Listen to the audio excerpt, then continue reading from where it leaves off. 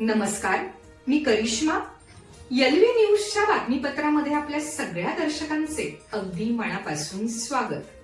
आपण पाहत आहात एलव्ही न्यूज.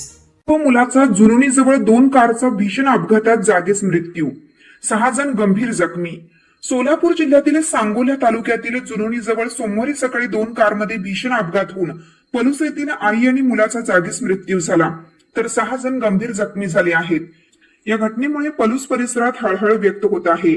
मिळालेल्या माहितीनुसार सांगली जिल्ह्यातील पलूस येथून भोसले कुटुंब मारुती सुझुकीच्या XL6 कार क्रमांक MH10 DQ0670 मधून सांगोलेकडे निघाले होते.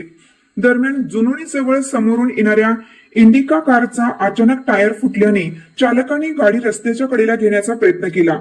त्याचवेळी मागून येणाऱ्या XL6 कारची जोरदार धडक इंडिका गाडीला बसली.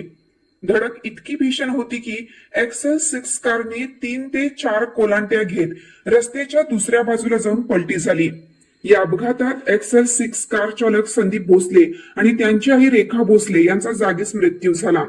अपघातात दोन्ही वाहनातील मिळून सुमारे 6 जण गंभीर जखमी झाले असून त्यांच्यावर सांगोला येथील रुग्णालयात उपचार सुरू आहेत.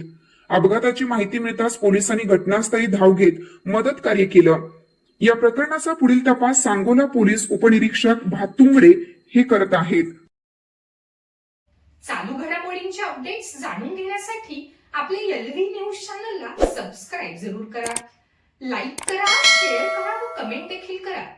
बेल आयकॉनवर प्रेस करा व नोटिफिकेशन्स मिळवा. पाहत रहा फक्त एलव्ही न्यूज.